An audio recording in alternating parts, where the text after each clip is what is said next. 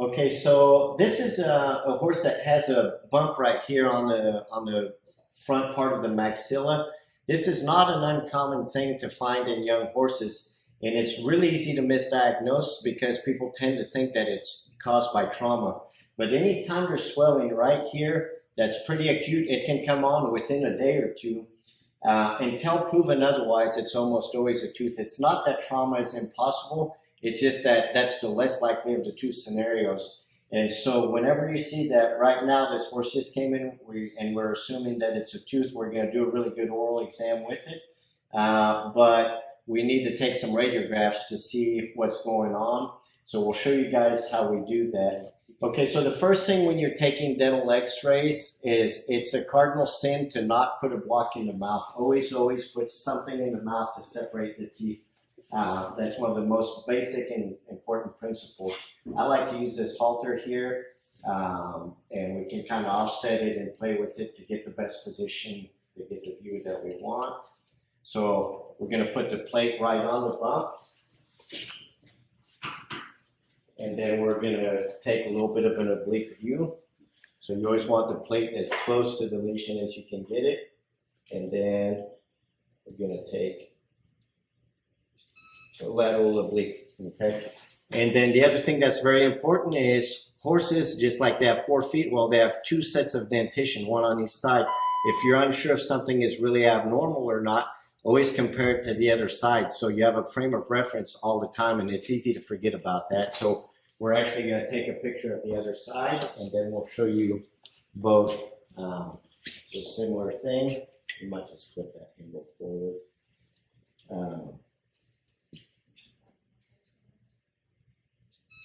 That's all you need to take very high quality radiographs. They don't need to be very complicated. So now we can come over here and we'll show you on the screen. So here's the first view. And we can see that we've got some lysis around this number 7 tooth. In the second view, all of these teeth are a lot more uniform. So that already confirms our suspicion based on the location of the swelling was the number 7, and then the radiographic changes confirmed that. So what's going on? These cases, one of the reasons why they're really easy to misdiagnose is many times dental disease starts in the mouth, and then the bacteria in the mouth work their way up to the tooth roots. But with this condition on younger horses, younger being roughly under 7, it can happen a little bit older, but the vast 90%, I would say, in my experience, are horses 7 and under that have this process of what's called anachoresis. And what happens there is the bacteria starts in the bloodstream and actually localizes at the tooth root. So instead of the bacteria going from the mouth up to the root, in this case, what happens is the bacteria go directly to the root. So that means that orally, the tooth looks totally normal. And a lot of people think, oh, okay, well, it doesn't look that bad. The x-rays don't look terrible. Let's try some antibiotics. And the horses may be on antibiotics or off antibiotics for months. The swelling may even go down a little bit because eventually the abscess gets big enough that pus starts leaking into the mouth. So the abscess will go down a little bit. There will still be some. That can give the illusion that things are better. But once it gets to the point that it looks like this, 100% of the time the teeth need to be extracted. Nobody likes doing that on a horse this young, but there's really no good scenario where we can avoid that.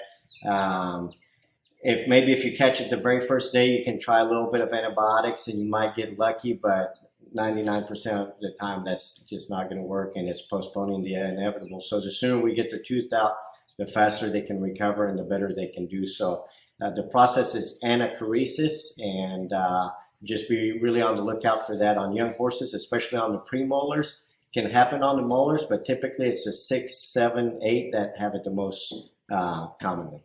All right, so we went ahead and extracted that tooth, and we'll show you guys a couple little things here that, again, kind of re-emphasize the point of why antibiotics don't work and why you pretty much have to pull these teeth once it gets to that point. So let's take a look here. So this was the root in question that was abscessed that we could see on the x-ray. So you can see compared to this is what a normal root at this age should look like. And then this is the abnormal root. It may be a little hard to appreciate in the video, but you can see this discolored region right here, which is from this pulp being dead and necrotic. And then if we look, you can see I'm sliding the probe down something here. This is actually a draining tract. Okay, so this is like a little tunnel that the body has made to get rid of pus. So one of the things that is really important, I think, to understand is that all infections, at least dental infections, produce pus, and because that's what an infection is. And pus is just a collection of dead white blood cells and debris and bacteria and such. And so that needs to exit the body. And that's what the body's trying to do with this swelling, this inflammation, is it's trying to wall off that abscess from going somewhere else. And so now that pus has to be evacuated. The pus will go somewhere. Typically, it can go, in this case, it was draining into the mouth because the horse made this little channel. And so pus being produced at the roots is just continually being discharged into the mouth.